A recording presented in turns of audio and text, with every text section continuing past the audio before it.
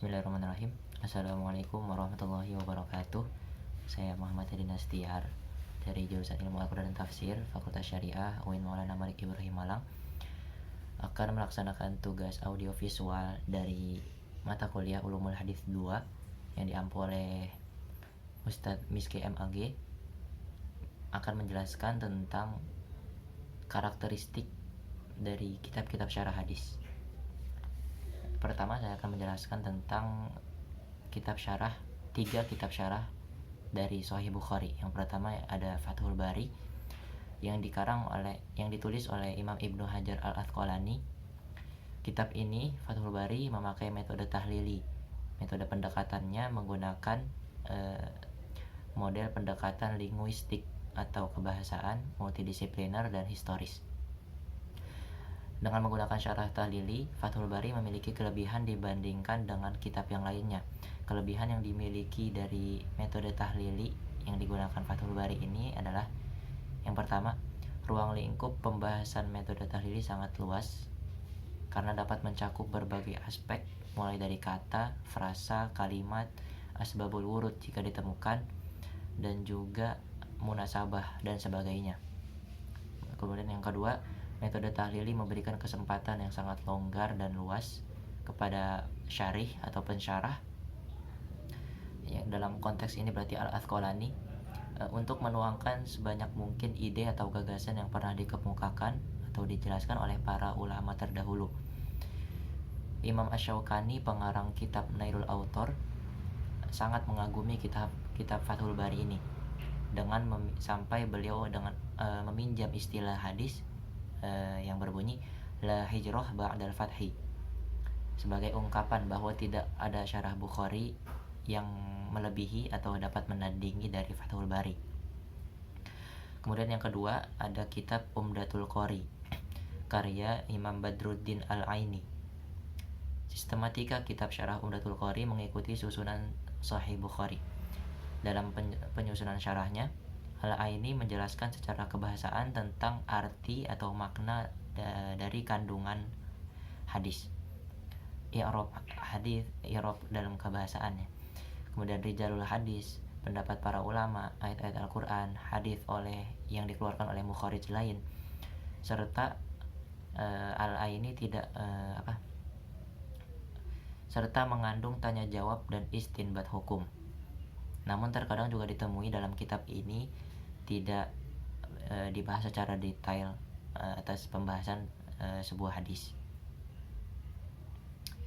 Metode yang digunakan oleh Al-Aini adalah metode tahlili, sebab dalam Umdatul Qari terdapat pembahasan atau penjelasan sanad, kosakata, pendapat para ulama, dan kandungan hadis.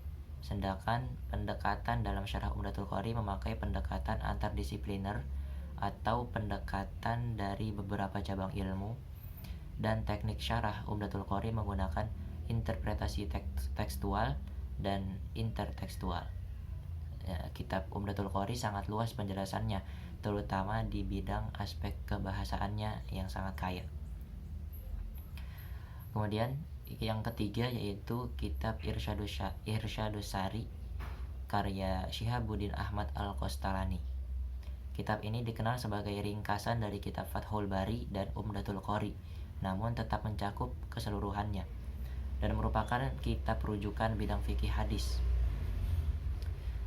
Kitab ini menggunakan metode tahlili. Syihabuddin Ahmad menerapkan pasal-pasal yang disampaikan secara urut, seperti keutamaan ahli hadis, orang yang mentadwin hadis, fadilah mustalah al-hadis, hal-hal yang berhubungan dengan yang berhubungan dengan Sahih Bukhari, dan juga biografi lengkap dari Imam Al-Bukhari. Sistematika kitab ini sama dengan Sahih Bukhari. Penulis Irsyadus Sari mencantumkan matan Sahih Al-Bukhari berdasarkan nuskhoh atau manuskrip Al-Yuniniyah dan nuskhoh yang disalin darinya. Syekh Syihabuddin menemukan langsung manuskrip atau nuskhoh tersebut. Syekh Syihabuddin menitik beratkan perhatian pada riwayat-riwayat Sahih Al-Bukhari dan menjelaskan jika ada perbedaan di antara riwayat-riwayat tersebut. Beliau juga sangat memperhatikan tanda baca, dan huruf pada matan Sahih Al-Bukhari. Suku kata yang jarang diketahui ataupun lafaz-lafaz gharib, nama orang dan nisbatnya, nama tempat, dan lain-lain juga turut dijelaskan dalam kitab ini. Kemudian syarah dari Sahih Muslim. Yang pertama adalah kitab Al-Siraj Al-Wahaj min Kashf Matalib Sahih Muslim karya Abu Thayyib Shadiq bin Hasan Khan. Abu Al-Thayyib dalam mensyarah hadis banyak merujuk kepada kitab syarah Muslim yang lainnya, namun tetap memiliki perbedaan dari kitab-kitab yang lain. Metode yang digunakan adalah tahlili. Kitab ini disusun berdasarkan susunan hadis seperti Sahih Muslim. Beliau hanya mencukupkan penyebutan sanad dengan rawi ala, yaitu tingkatan sahabat saja. Kemudian pensyarahannya lebih berorientasi pada matan. Selain mensyarah matan, Abu At-Thayyib juga mensyarah sanad. Meski sanad yang disyarahnya hanya pada level rawi ala saja, yaitu pada tingkatan sahabat saja. Ini menandakan bahwa penekanan utama syarahnya adalah pada matan. Dia juga menguraikan kedudukan i'rab suatu kata serta mendefinisikan kata-kata tertentu dalam redaksi hadis yang dianggapnya perlu untuk didefinisikan atau dijelaskan lebih luas. Selain itu, beliau juga mengutip hadis riwayat imam lain untuk dikomparasikan dengan hadis riwayat Muslim yang sedang disyarah, dan mengutip ayat-ayat Al-Quran, hadis, dan pendapat para ulama untuk dijadikan syahid atau penguat bagi pendapat yang dijelaskannya. Kemudian kitab kedua yaitu kitab syarah dari Sahih Muslim, yaitu Al-Minhaj fi Syarhi Sahih Muslim karya Imam An-Nawawi. Kitab Al-Minhaj ini disusun oleh Imam An-Nawawi secara mutawasid atau pertengahan, yakni tidak terlalu panjang yang dapat membosankan dan tidak terlalu singkat sehingga dapat merusak makna suatu hadis. Sistematika kitab ini juga sesuai dengan sistematika kitab Sahih Muslim. Di dalam muqaddimahnya, beliau membahas tentang resensi beliau terhadap Sahih Muslim, sanad Sahih Muslim beliau, dan lain-lain. Beliau juga membuat judul-judul bab sebelum mensyarah hadis-hadis Sahih Muslim, kemudian beliau jelaskan makna dari hadis tersebut. Lalu selanjutnya secara lebih spesifik, beliau jelaskan tentang makna hadis tersebut yang mencakup tentang hukum induk, hukum furu' atau cabang, adab, zuhud, kaidah syar'i, dan lain-lain sebagainya. Dan meskipun beliau Imam Nawawi bermadzhab Syafi'i, namun beliau tidak segan untuk menguatkan pendapat ulama selain dari mazhab Syafi'i jika memang pendapat tersebut kuat dalilnya. Kemudian yang keenam, kitab Fathul Mun'im karya Dr. Musa Syahin. Kitab ini ditulis oleh Dr. Musa Syahin, ditujukan untuk kurikulum pembelajaran Universitas Al-Azhar Kairo Mesir pada program studi tafsir hadis. Sistematika penulisannya sesuai dengan Sahih Muslim. Yang unik adalah beliau tidak menjelaskan status hadis dan kualitas para perawi, dikarenakan beliau sangat yakin akan semua hadis dalam Sahih Muslim itu tidak ada keraguan di dalamnya atau sahih seluruhnya. Nah, dalam mensyarah matan, beliau membahas dari hadis yang terkait tentang maknal am, mabahith arabiyah, dan fiqhul hadis. Metode yang digunakan oleh beliau adalah muqarrin atau muqarron, perbandingan. Beliau juga menjelaskan tentang faidah atau hikmah dari suatu hadis yang telah beliau syarah atau dijelaskan. Kemudian kitab selanjutnya yaitu kitab Aridatul Ahwazi karya Ibnul Arabi Al-Maliki. Kitab ini terdiri dari 8 jilid atau juz yang masing-masing membahas tema-tema tertentu. Pada setiap babnya tersebut, Ibnul Arabi menguraikannya lagi dengan subbab-subbab yang terkait dengan bab yang sedang dibahas. Kemudian setelah beliau tuliskan judul subbabnya, langsung dipaparkan sanad hadis yang lengkap. Berikut setelahnya juga matannya disebutkan. Selain itu, beliau juga menyebutkan hadis-hadis dari riwayat lain yang sesuai dengan tema subbab yang sedang dibahas. Kemudian terakhir, beliau syarah dan juga beri kesimpulan dengan menukil pendapat-pendapat para ulama ataupun pendapatnya sendiri. Syarah tersebut menyangkut tentang hukum, kritik sanad dan matan, dan penjelasan yang lebih dalam tentang hadis yang disyarahi tersebut. Kitab ini disusun secara sistematis sesuai dengan susunan Sunan At-Tirmidzi.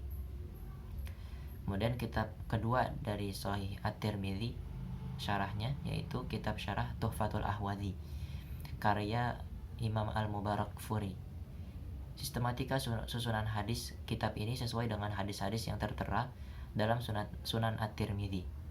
Apabila ada bab yang tidak memiliki judul atau kosong dalam Sunan At-Tirmidzi, maka dalam kitab Tuhfatul Ahwadhi ini dilakukan hal yang sama, yaitu dikosongkan. Kitab ini memiliki muqaddimah yang tidak biasa. Ini dibuktikan dengan ditulisnya muqaddimah Tuhfatul Ahwadhi yang memiliki ratusan halaman. Pada bagian awal berisi mengenai ilmu hadis, kitab-kitab hadis, dan ahlul hadis secara umum. Dilanjutkan pada bagian 2 yang isinya secara khusus membahas yang berkaitan dengan Imam At-Tirmidzi dengan kitab jami'nya Sunan At-Tirmidzi. Maka hanya dengan membaca muqaddimahnya saja sudah mewakili wawasan tentang ulumul hadis secara singkat. Kitab ini menampilkan perbandingan pendapat-pendapat ulama mengenai pemahaman suatu hadis. Banyaknya kitab rujukan yang digunakan dalam pensyarahan menunjukkan bahwa kitab ini bukanlah kitab legitimasi golongan tertentu atau kelompok-kelompok tertentu. Kemudian kitab selanjutnya yaitu Qutul Muqtadi karya Imam Jalaluddin As-Suyuti. Susunan kitab ini mengikuti Sunan At-Tirmidzi. Beliau mencantumkan nomor hadis pada setiap hadis di kitab syarahnya dan juga nomor hadis yang sesuai dengan hadis di kitab Sunan At-Tirmidzi. Dan beliau tidak mencantumkan judul tertentu pada subbab, melainkan judul subbab tersebut dicantumkan pada footnote atau catatan kaki. Dari segi penyebutan sanad, beliau hanya menyebutkan perawi hadis yang pertama dari tingkatan sahabat atau rawi al-a'la. Kemudian memaparkan matannya. Kemudian beliau mencantumkan pendapat ulama terkait status hadis dan makna dari matannya.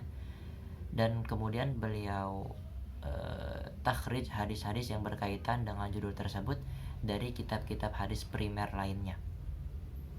Metode yang digunakan As-Suyuti adalah metode ijmali. Pembahasan kitab ini ringkas, padat, dan mudah untuk dipahami. Bahasa yang digunakan mudah difahami namun tidak mengubah makna literal dari hadis tersebut. Dan muqaddimahnya juga mencakup ulumul hadis sehingga dapat memperkaya pemahaman pembaca terhadap ilmu hadis secara ringkas. Kemudian kitab selanjutnya Aunul Ma'bud karya Syams Al-Haq dan Syarf Al-Haq. Penulisan kitab syarah ini dilatar belakangi oleh keinginan dan permintaan Syam Al-Haq Abu Al-Thayyib Al-Azim Abadi kepada adiknya yaitu Syekh Muhammad Ashraf atau Syarf Al-Haq Abadi untuk mensyarah Sunan Abi Daud dengan syarah yang sederhana, tidak terlalu ringkas dan tidak juga terlalu panjang. Kitab ini terdiri dari 4 jilid besar. Beliau memberikan penjelasan terhadap suatu hadis melalui pendekatan historis. Namun kadang juga beliau menggunakan pendekatan-pendekatan yang lain. Adapun penukilan hadis pada kitab Sunan Abu Daud dan juga syarahnya bersumber dari hadis-hadis yang disepakati dan diriwayatkan oleh ulama 5 ulama hadis, yaitu Imam Al-Bukhari, Imam Muslim, Imam Tirmidzi, Imam An-Nasa'i, dan Imam Ibnu Majah. Kelebihan dari kitab syarah Abu Daud ini yaitu Aunul Ma'bud adalah bahwa penjelasan hadis ringkas serta bahasa yang digunakan juga sederhana. Selain itu, dalam mensyarahi hadis, pengarang menyelaraskannya dengan nas-nas Al-Quran. Kemudian kitab syarah Abu Daud selanjutnya yaitu kitab Al-Ijaz karya Imam An-Nawawi. Sistematika penulisan kitab ini disusun dengan beberapa bab, dan dari tiap bab tersebut ada beberapa hadis yang dicantumkan dan disyarah oleh Imam An-Nawawi. Di beberapa awal tiap bab beliau juga cantumkan aspek kebahasaan atau linguistik dengan mengutip pendapat para ahlul lughah. Sebelum masuk ke hadis, terlebih dahulu beliau cantumkan status dari hadis tersebut, apakah sahih, dhaif, atau yang lainnya. Kemudian beliau cantumkan nomor dan juga sanad hadis, disebutkan secara lengkap beserta dengan matannya. Beliau juga mentakhrij hadis-hadis yang ada di bab tersebut dari kitab-kitab primer hadis lainnya, lengkap dengan halaman dan nomor hadisnya. Beliau tidak selalu memberikan pendapatnya di setiap hadis yang ada, hanya di beberapa hadis yang membutuhkan penjelasan lebih di dalamnya. Metode yang digunakan adalah ijmali. Beliau mencantumkan kualitas hadis dengan sangat jelas di bagian sebelum sanad dicantumkan. Pendapat Imam Nawawi memang terkadang tidak dicantumkan, hanya pendapat-pendapat para ulama saja yang ditampilkan sebagai perbandingan. Kemudian kitab selanjutnya yaitu Ma'alimus Sunan karya Imam Al-Khattabi. Imam Al-Khattabi menjelaskan bahwa di dalam Sunan Abu Dawud hanya ada dua jenis hadis, yaitu hadis sahih dan hadis hasan. Beliau memperkuat kesimpulannya tersebut dengan mengutip pernyataan Imam Abu Dawud bahwa beliau tidak mencantumkan di dalam kitab Sunan Abu Dawud hadis yang disepakati kedhaifannya. Metode yang digunakan oleh Al-Khattabi dalam mensyarah hadis-hadis dalam kitab ini adalah dengan menggunakan metode wasit atau pertengahan, yaitu menjelaskan sanad hadis yang bermasalah saja, dan matan hadis beliau syarah secara keseluruhannya. Untuk setiap hadis yang dibahas umumnya mencakup beberapa kajian berikut ini, yaitu yang pertama penjelasan beberapa kosakata atau kalimat dari setiap hadis yang dibahas, kemudian kesimpulan hukum dari setiap hadis yang dibahas, kemudian pendapat-pendapat para ahli fikih termasuk imam 4 madhab, sehingga kitab Ma'alimus Sunan ini juga layak dijadikan salah satu referensi fikih perbandingan madhab. Kemudian Imam Al-Khattabi juga sering mentarjih berbagai pendapat yang dipaparkan tersebut, namun tidak dijelaskan status kualitas hadis secara jelas. Hal ini terjadi karena beliau yang berpendapat bahwa semua hadis dalam Sunan Abu Dawud berkualitas sahih dan hasan, karena Imam Abu Dawud tidak mencantumkan hadis-hadis dalam sunannya ini, hadis-hadis yang disepakati kedhaifannya oleh para ulama. Kemudian kitab selanjutnya yaitu kitab Zahr al-Ruba ala al-Mujtaba karya Imam Jalaluddin As-Suyuti. Kitab ini pertama kali muncul di Jaipur pada tahun 1847 Masehi, kemudian di New Delhi pada tahun 1850 Masehi, dan ketika tahun 1312 Hijriah kitab ini terbit di Kairo dalam bentuk 2 jilid. Kitab ini memiliki metode penyusunan berdasarkan klasifikasi hukum Islam yang mengikuti model Sunan An-Nasa'i, yaitu dengan membahas beberapa materi dan membaginya dalam 55 kitab atau bab, mulai dari bab Toharoh sampai bab Al-Ushrobah.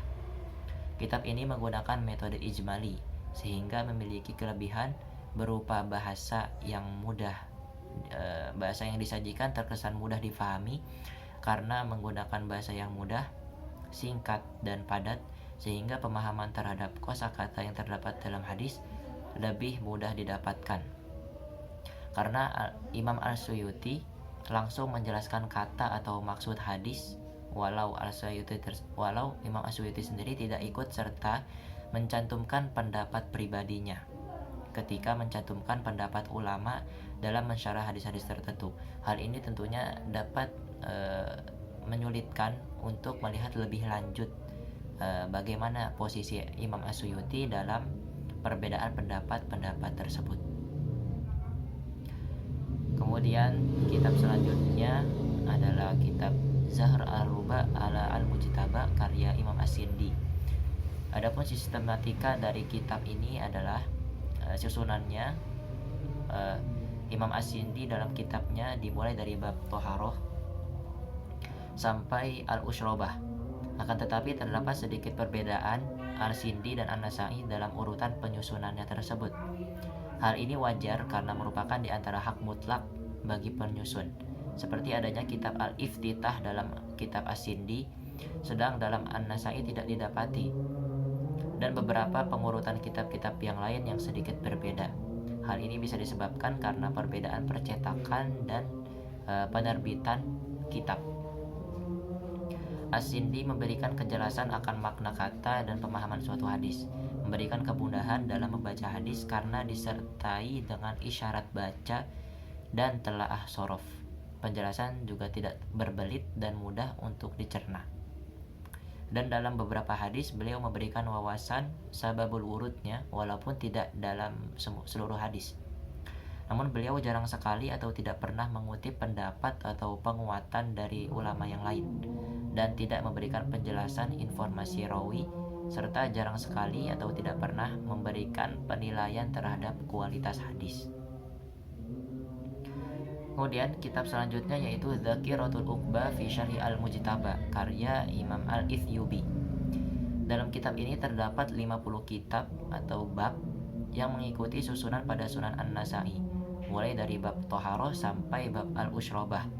Dalam pensyarahannya, setelah beliau paparkan bab terkait hadis tersebut, beliau jelaskan rijalul hadis secara lengkap, kemudian mulai dari biografi sampai kualitasnya.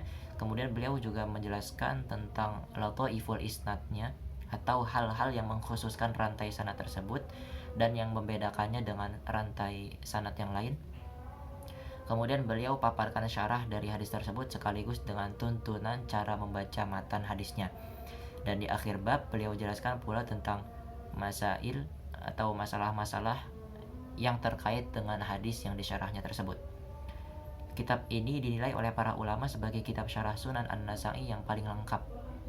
Di dalamnya dijelaskan secara jelas dan terstruktur pada setiap babnya, mulai dari rijalul hadis, lataiful isnad, syarah, dan masalah-masalah yang terkait pada suatu hadis.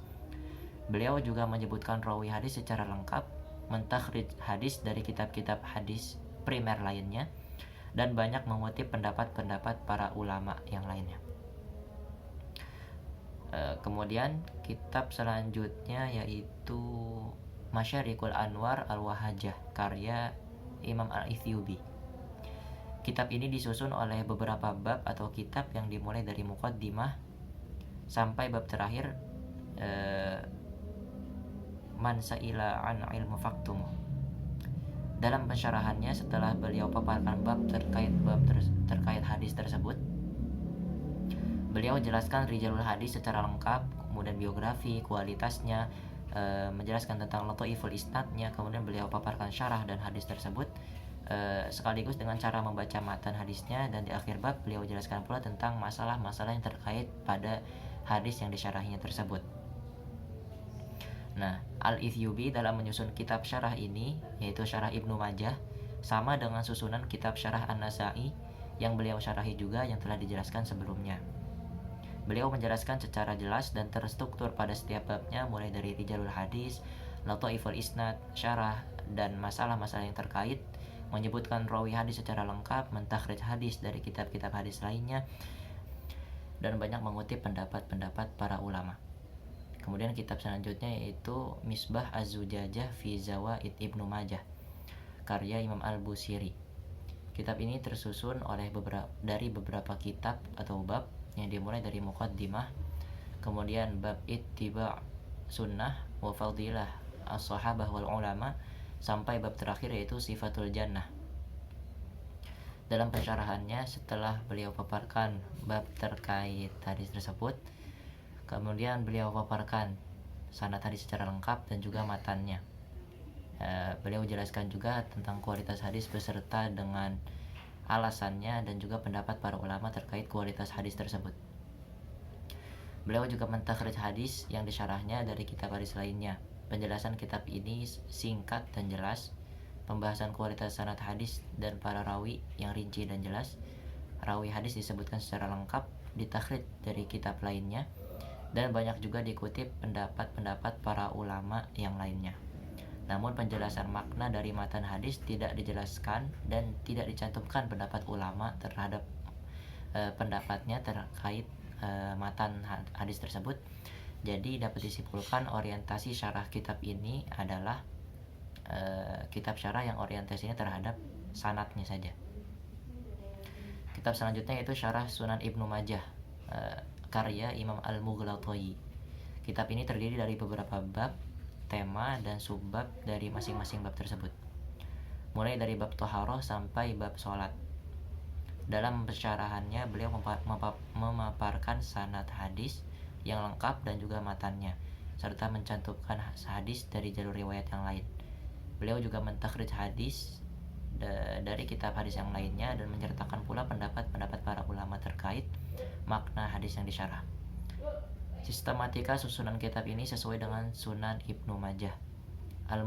Al-Mughlatayi juga mentakhrij hadis dari kitab yang lainnya, namun sedikit sulit untuk menemukan pendapat dari syarih atau Imam Al-Mughlatayi terkait syarah hadis yang sedang disyarahnya. Kitab selanjutnya yaitu Syarah Muwatta Malik, yaitu Tanwirul Hawalik Syarah Muwatta Malik karya Jalaluddin As-Suyuti. Kitab ini disusun per bab mengikuti kitab induknya Al-Muwatta, yakni terdiri dari 61 kitab atau bab dan 1824 hadis. Adapun format peletakan matanya adalah dengan pemberian syakal di atas tulisannya dan syarah di bawahnya secara terperinci, dan dalam catatan kaki dicantumkan hadis dengan penomoran yang sesuai dengan matan yang tersebar dalam kitab. Penjelasan kitab ini diperkuat oleh riwayat-riwayat hadis yang lain dan pendapat para ulama. Namun sebagian besar syarah hanya berupa riwayat-riwayat, sehingga diperlukan data tambahan untuk lebih memahami kitab ini. Dan tidak semua ada penjelasan bahasa terhadap matan hadis atau lafaz-lafaz gharib, sehingga dapat menyulitkan kalangan awam dalam memahami hadis pada kitab ini. Kitab ini menggunakan metode muqarron, yakni dengan mengutip dan membandingkan pendapat-pendapat para ulama. Kemudian kitab selanjutnya yaitu Fathul Manan Syarah Ad-Darimi, syarah dari Sunan Ad-Darimi yang dikarang oleh Sayyid Nabil Al-Ghomri. Kitab ini terdiri dari 10 juz atau kitab, mulai dari bab tentang seputar Nabi dan keutamaannya sampai bab tentang Fadhailul Quran. Dalam pensyarahannya sangat jelas diuraikan sanad hadis secara lengkap beserta kualitas dan juga makna perkata dari matannya. Penjelasan dan pengertian secara kata per kata dari matannya dapat sekali memudahkan pembaca dalam memahami makna hadis. Sayyid Nabil Al-Ghomri juga mengutip banyak pendapat dari para ulama, dan beliau juga menyebutkan sanad hadis secara lengkap. Beliau juga menjelaskan aspek kebahasaan dan mengaitkannya dengan ayat Al-Quran jika ada, seperti contohnya kata gulfan, beliau padukan dengan ayat waqalu qulubuna gulf. Kemudian kitab yang terakhir yaitu kitab syarah dari Musnad Ahmad yang berjudul Al-Qaul Al-Musaddad fi Dzabbi 'anil Musnad lil Imam Ahmad, karyanya Ibnu Hajar Al-Asqalani. Kitab ini disusun untuk membela kitab hadis Musnad Ahmad, karena kitab Musnad Ahmad ini dikritik oleh Ibnu Al-Jauziyah dalam kitabnya yang berjudul Al-Mawdu'at, karena dianggap memuat sejumlah hadis maudhu. Karya Ibnu Hajar ini yaitu kitab Al-Qaul Al-Musaddad, selain pembelaan terhadap Ibnu Al-Jauzi, juga dapat disebut sebagai jawaban untuk karya guru Ibnu Hajar sendiri, yaitu Al-Hafiz Zainuddin Al-Iraqi. Dalam pensyarahannya, beliau tidak terlalu menjelaskan secara detail makna dari hadis, melainkan banyak mentakhrij hadis yang semakna dan untuk mempertegas kualitas hadis-hadis dari kitab Musnad Ahmad tersebut, untuk mengcounter pendapat-pendapat dari Ibnu Al-Jauzi dan gurunya sendiri yaitu Al-Iraqi. Kitab ini berusaha untuk mengcounter pendapat-pendapat Ibnu Al-Jauzi dan Al-Iraqi dengan mentakhrij hadis-hadis dari kitab-kitab primer hadis lainnya, dan juga pendapat-pendapat para ulama dicantumkan sebagai pembelaan terhadap Musnad Ahmad ini. Namun dalam kitab ini matan tidak terlalu mendapat perhatian dalam syarahnya. Mungkin itu saja yang bisa saya sampaikan mengenai karakteristik dari kitab-kitab syarah, mulai dari Sahih Al-Bukhari sampai dengan Musnad Ahmad. Lebih dan kurang mohon dimaafkan. Semoga ada manfaat yang dapat diambil. Akhirul kalam, wallahul muwaffiq ila aqwamit thoriq. Wassalamualaikum warahmatullahi